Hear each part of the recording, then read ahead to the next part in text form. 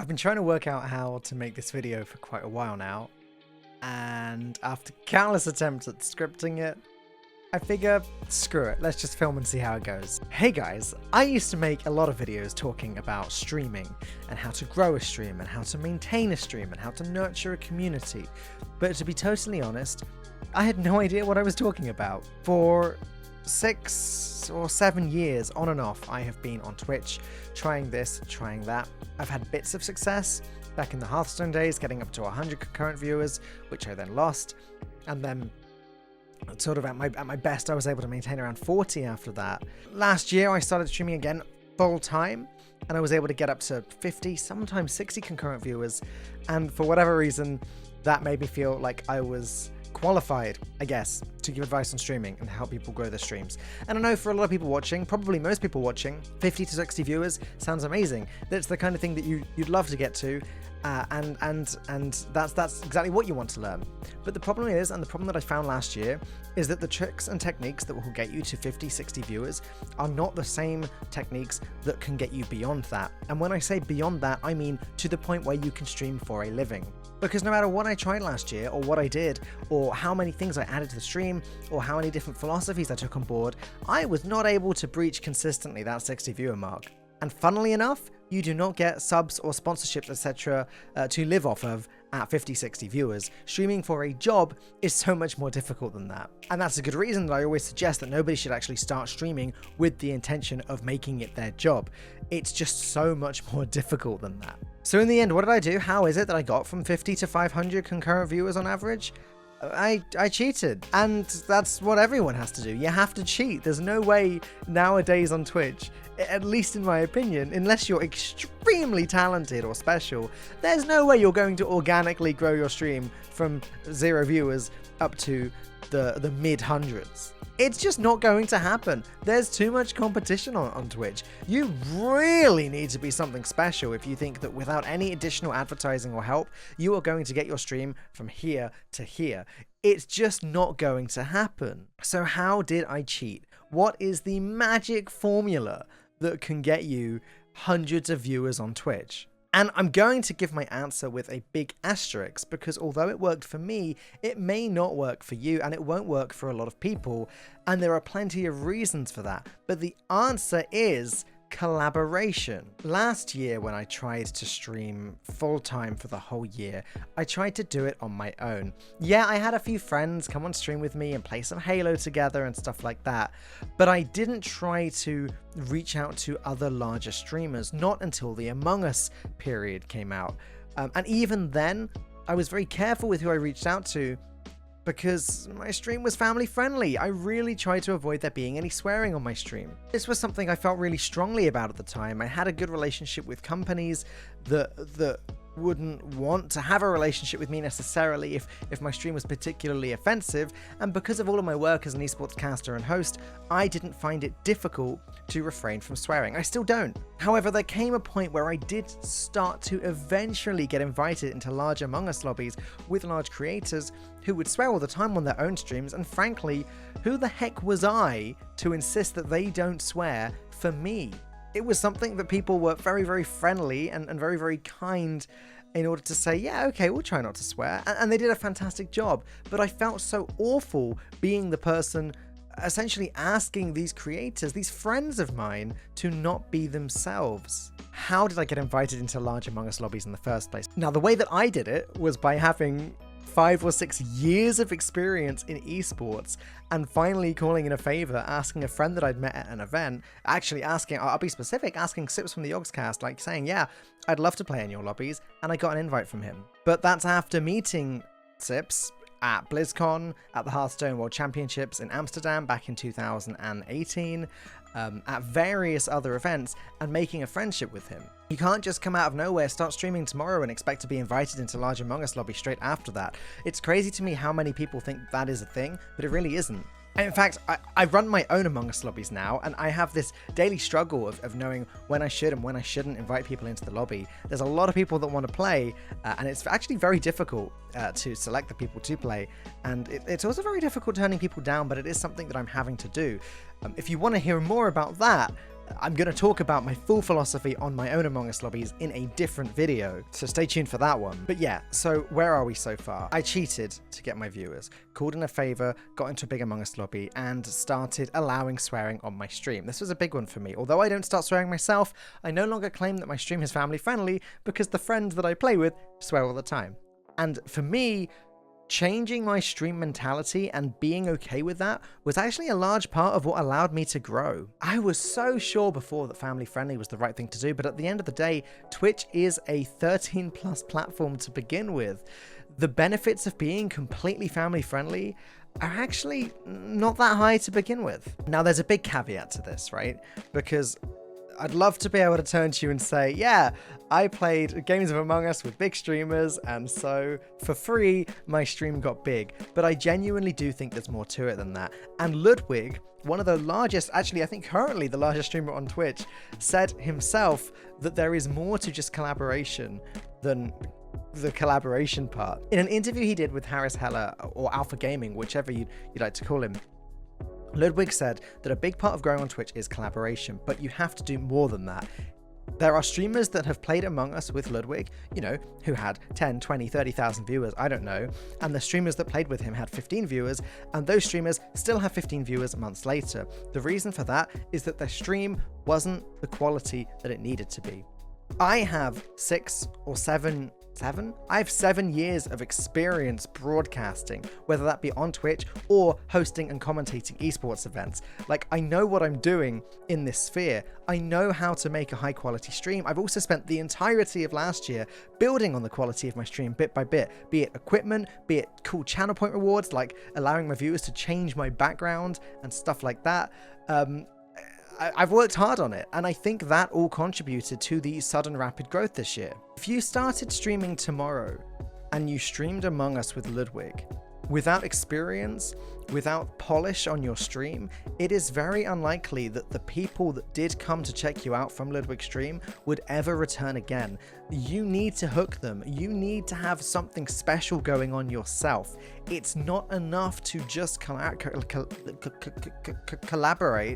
You also have to give viewers a reason to watch you. And I've always said that that is the most difficult part of streaming, of being a streamer, is I always wonder, I always ask myself, like, why would somebody watch me? Why would somebody, you know, out of the thousands of channels on Twitch, why would people choose to watch me? It's very difficult, I think, to find your own target audience, your own USP on Twitch. It's really tough. And I thought I found it last year with the quality of the stream, with the quality of the stuff that you know, my gear, now multiple camera angles, the green screen, the cool channel point rewards. Like, I was really pushing to be a quality streamer, but the problem is, without the marketing, that wasn't going anywhere. A lot of people say the best way to market your Twitch stream is via a YouTube channel, and I strongly believe in that as well. That's why this year I've invested so much money into YouTube, despite the fact it doesn't earn me anything, because I believe long term that could be very important. But short term, for me, it wasn't YouTube that grew my Twitch stream.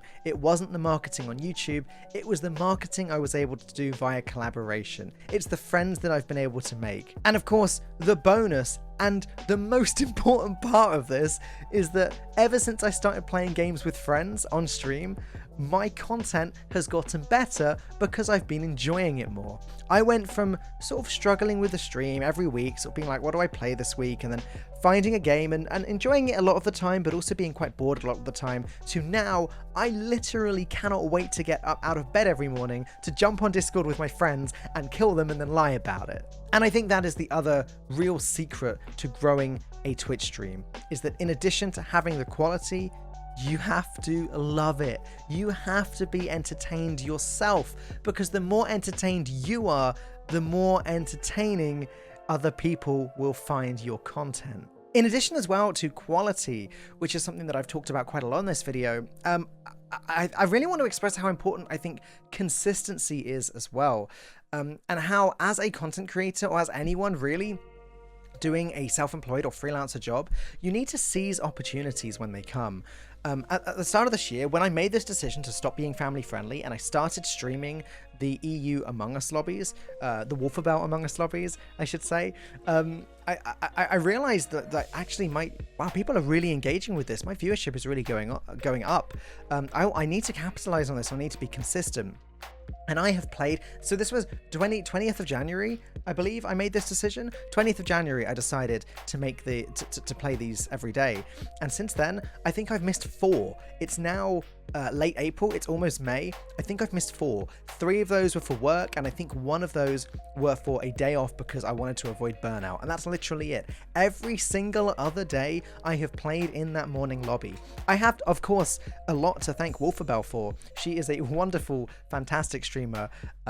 She has had recent growth explosion herself towards the end of last year and deserved all of it. She's one of the most engaging, fun, charismatic streamers that I've ever seen on Twitch, and I really have a lot to thank her for, because she, puts these lobbies together every day, and she was kind enough to include me every single day that they've asked to be, since I ditched the family friendly thing.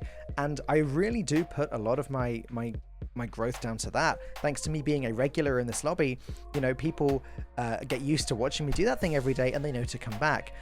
I would say, when it comes to consistency, it's important to avoid that burnout. I do wish that I'd taken a few more days off than I have done, but at the same time, really pushing it and streaming it almost 7 days a week, every week, I do think that was a big part of my growth. Consistency, being on at the same time every single day is important. And now, ever since I've started running my own lobbies after the EU lobbies, the growth got even greater because people stick around for Among Us and want to watch me do those as well. There is the downside that when I stop playing Among Us and move on to something else, I do get a pretty sharp drop in my viewership, which is something that I've kind of had to accept and live with. And I'm sort of at the point now where I'm acknowledging the larger I grow my viewership when I play Among Us, hopefully the more of them will stick around when I stop playing Among Us. Like, even if I have like a 50% drop in my viewership, for example, that 50% that remain will be larger if the people that watched Among Us for me is getting larger, if that makes sense. So I don't really think of myself as like a 700 viewer streamer that gets a drop when I stop playing Among Us. I look at myself as like a 200 to 300 viewer streamer that gets a boost when I do play Among Us. I think that's a big differentiation to make, and I think it's better to have that philosophy, because otherwise I'll really feel the burn if I decide to stop playing the game someday and need to move on to something else. As it happens, Among Us is 80 to 90% of the content that I do on Twitch, so I usually do have those higher numbers, but when I don't, I don't have those higher numbers. So it's worth noting that while I'm getting great numbers now, I'm sort of just enjoying it while it lasts, and also trying to take advantage of everything else that comes with that. So I'm really trying to push the YouTube channel, working on TikTok, Instagram, etc, and trying to push everything up so that when that drop off eventually does come, when the game does die, I've got a bit of a safety cushion and can build it up again from there. You can't just stream whatever you feel like playing whenever you want, That is a huge misconception. I've always said this. This is a huge misconception that people have when they watch streamers. If I decided tomorrow that I wanted to stream Halo 3 all day, which is my favorite game of all time, by the way, I'd get very few viewers, because people would tune in and be like, this isn't Among Us, and tune out again. And people wouldn't stick around because it's some hugely relevant game either. They'd tune in, be like, what the heck is this old thing, and then leave again. And of course I'd have my core viewers that do stay, but that's not how you grow a stream. You can't just play what you want or do what you want. You have to be playing a game, but more than that, you have to be creating content. You're not just playing a game for your own entertainment. You need to be trying to entertain other people. That is more important. I've been having this conflict with myself for the last few weeks, where when Resident Evil Village, or Resident Evil 8, whatever you want to call it, when that comes out in a few weeks, do I stream it or not? I know that my viewership will suck compared to Among Us, but is that so bad if I can build up a different viewership, or help my core viewership that want to watch that? Also, maybe I'll be somewhat high on the directory of a game that's quite popular. I don't know. We're going to go with it and see what happens. You have to take risks with streaming, but there is a big difference between taking risks and just doing whatever you feel like, because that's not That's not how you grow a stream. So collaboration, networking, super important. Quality, consistency, very important. And the biggest one that a lot of new streamers don't seem to understand at all is experience. With practice, you become a better streamer. Last year, I made this video which said you're a bad streamer and that's okay. And the truth is, you probably are. I probably still am, and I've been doing this on and off for 6-7 years now, and I've been broadcasting consistently for 7 years because it's been my job. You get better at this with experience, and in my opinion, it is a mistake if you've only just started streaming and you've got no experience, no practice, and you haven't tested your technology at all to jump straight in and start streaming with a large group of large creators. You do not want to have your first impression on loads and loads of eyes be an impression of you with no experience. Practice first, get better, then do the big collabs. There are so many videos giving advice on how to grow a stream, and honestly, this is just tip of the iceberg, but I wanted to just give a little bit of my experience of and explain why I believe my stream went from averaging 50 viewers to 500 this year, 2021.